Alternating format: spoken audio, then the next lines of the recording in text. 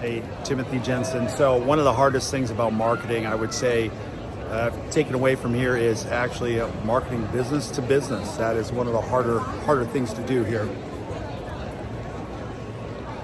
Business to business, I think you can do a lot of that. Probably the best way is probably going to be LinkedIn. It's not going to be Facebook. It's not going to be Instagram. Maybe email lists, something like that if you're business to business.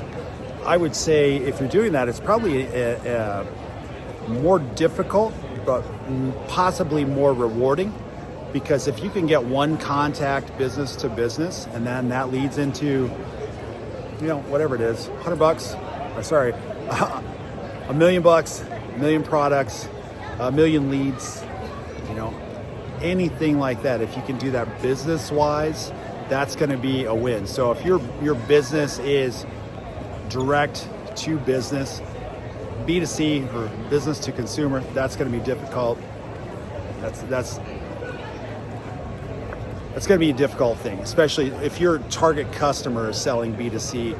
Then you need to look at your marketing a little bit differently. I would say if you're B2C, your B2B business model for marketing is going to be closer to how do I make my B2C customer more money? How do I get them the contacts that maybe I have as a B2C, as a B2B? How do I take that and leverage that into something more valuable for them?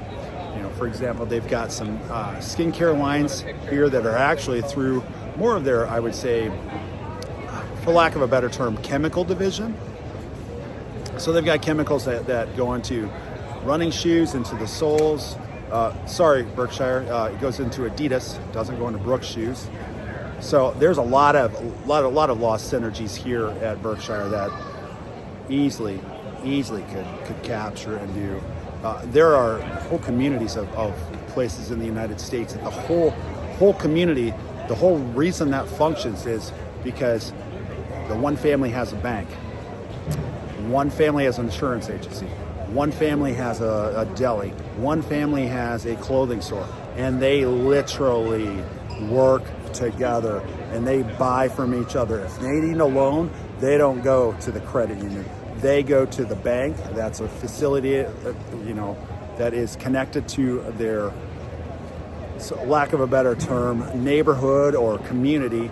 They go to that bank and they only buy insurance from the neighborhood insurance agency. They only get their barber at the local barber. They don't go to Great Clips. They don't go to Supercuts. They go to the places that are closest to them to keep the dollars in their community. And that's, for them, that works. And I would say as your brand grows, if you can do that, if you're scaling in a vertical, then that's what you need to do. You need to figure out how to cross as many of those bridges as possible, especially if you have a new product. If you're going, hey, we want this new, like here, they use some type of TPU, which is, it's not anything that you can't look up. I mean, there's TPU and everything. It's just a type of plastic material.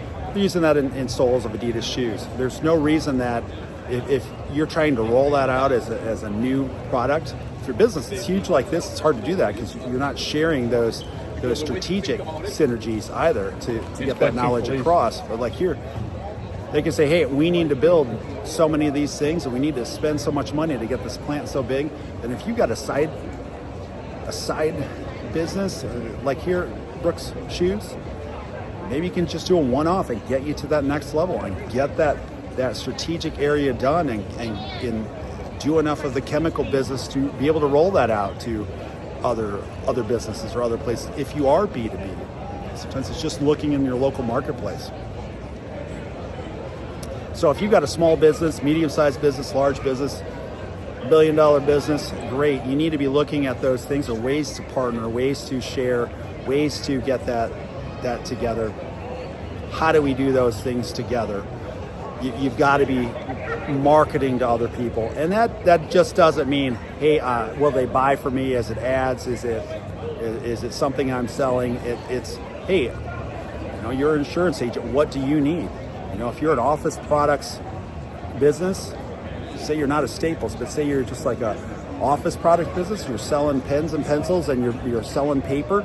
go visit that insurance agent. Hey, how do I do just business with you? How do I grow in this small community? Figure out how to market to insurance agents. Hey, what do you guys need? Well, I need popcorn bags for the local giveaway. If the church, school, or whatever is doing popcorn, then figure out how to get them so they can sponsor that, and you can do the popcorn bags. You can get those printed locally. Maybe supply the paper. The local printery can print it. You can get that right back into somebody else's business. You got to learn how to trade money. You have to be able to trade that money for time or more leads or something. It can't always be an ask. If you're working with a business and it's always an ask and all you do is give and you never get anything back, you're in the wrong place. Marketing is about sharing dollars and sharing communities and getting those opportunities together. If you're doing $1 million, then give some of it back. Do you need all of it? If you're buying paper anyway, can you take 5% of your budget and buy 5% of your paper from somebody that is in your community that needs it? Money stays in your community, and those people are going to come back and buy from you again.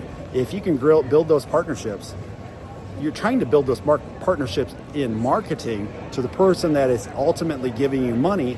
If you can build that partnership in the business around you of stuff that you got to buy anyway, that's even better, because you're going to have a great reputation. People are going to love you, love your business, love what you do, love how you're involved in the community, and it's going to be great for everybody. So Timothy Jensen, Marketing to Millions. Continue this here, and take care.